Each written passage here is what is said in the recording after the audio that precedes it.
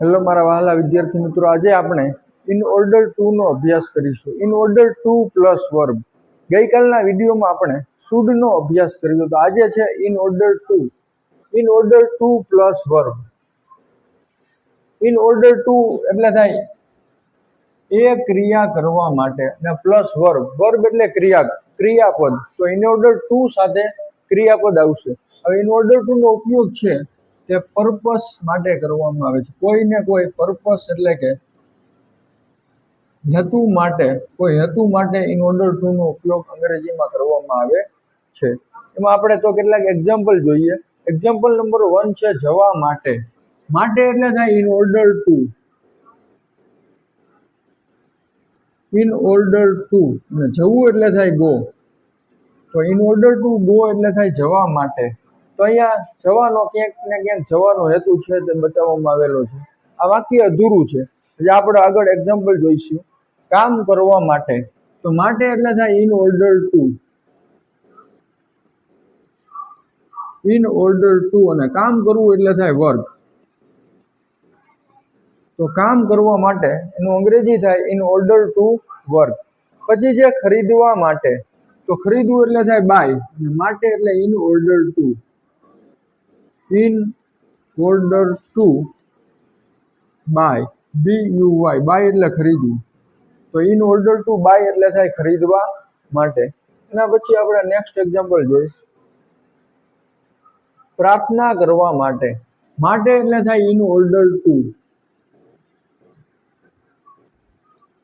In order two. અને પ્રાર્થના કરવી એટલે થાય પ્રે.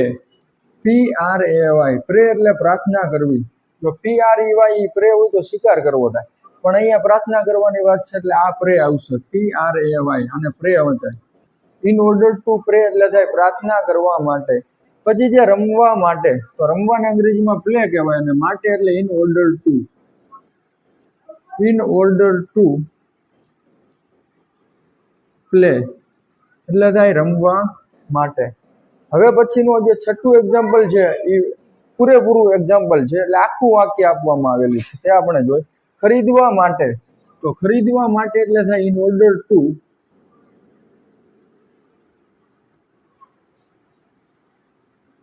ઇન ઓર્ડર ટુ ખરીદવું એટલે buy. In order to buy એટલે ખરીદવા માટે મારે પૈસા ચૂકવવા જોઈએ. તો આ મારે પૈસા ચૂકવવા જોઈએ, આ કાલે આપણે જે શુડ વાળી ફોર્મ્યુલા જોઈ હતી તેનું આ ઉદાહરણ છે. જો તમે તે વિડીયો ન જોયો હોય તો તે વિડીયો જોઈ લેજો. મારે એટલે થાય આઈ. જોઈએ એટલે શુડ. I should.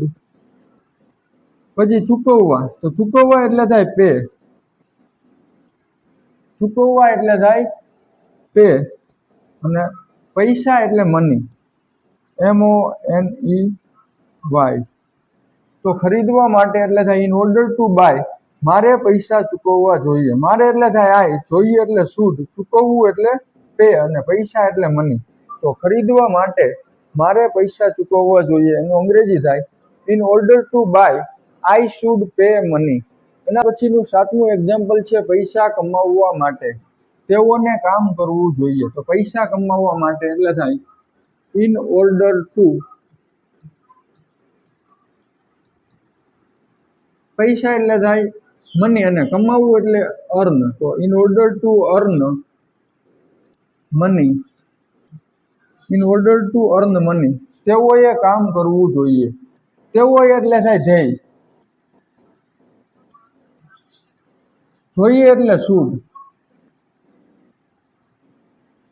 SHOULD. ધ્યેય શુડ. કામ કરવું એટલે થાય વર્ક. અહીંયા જગ્યા નથી એટલે મેં આવી રીતે લખેલું છે. પૈસા કમાવવા માટે એટલે થાય in order to earn money. તેઓએ કામ કરવું જોઈએ. તેઓ એટલે થાય ધ્યેય. જોઈએ એટલે શુડ. અને કામ કરવું એટલે વર્ક. તો પૈસા કમાવવા માટે તેઓએ કામ કરવું જોઈએ એનું અંગ્રેજી થાય in order to earn money they should work. એના પછીનું આપણે એક્ઝામ્પલ જોઈ.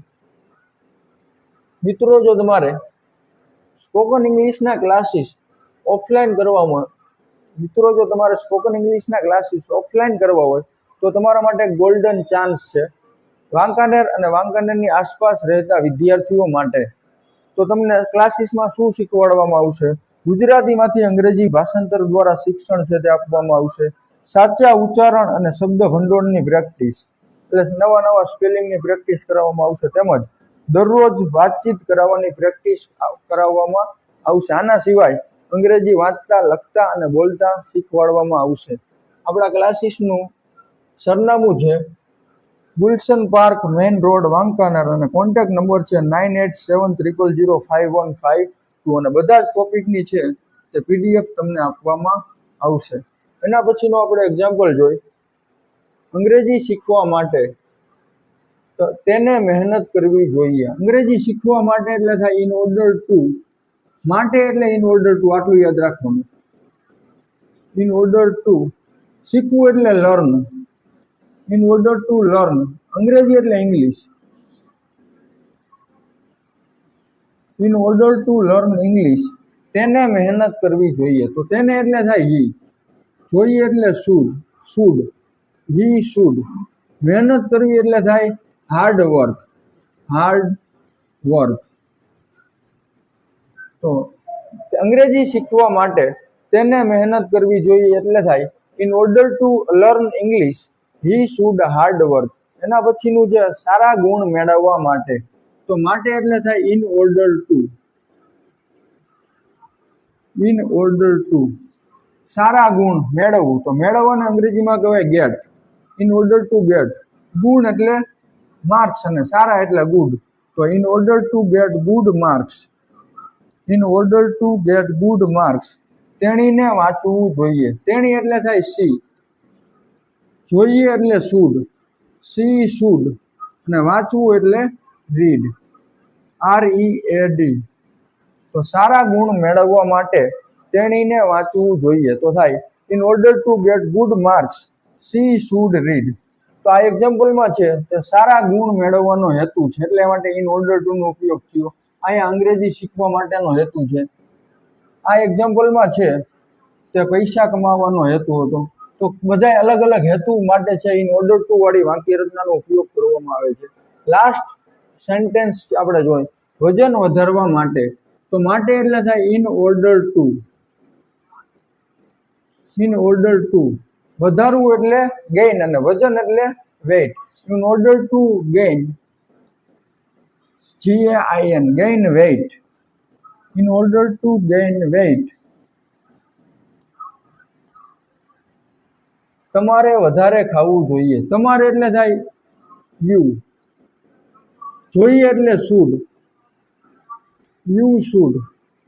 ખાવું એટલે ઈટ અને યુ શુડ ઈટ. અને મોર એટલે વધારે. You should eat more. તો 10મા એક્ઝામ્પલનું અંગ્રેજી થાય વજન વધારવા માટે એટલે થાય in order to gain weight તમારે વધારે ખાવું જોઈએ. તમારે એટલે થાય યુ અથવા તેને. યુ જોઈએ એટલે શુડ અને વધારે ખાવું, તો ખાવું એટલે ઈટ થાય ને વધારે એટલે મોર. તો in order to gain weight you should eat more. તો આવી રીતે મિત્રો ઇન ઓર્ડર ટુ વાળી ફોર્મ્યુલાનો છે તે ઉપયોગ કરવામાં આવે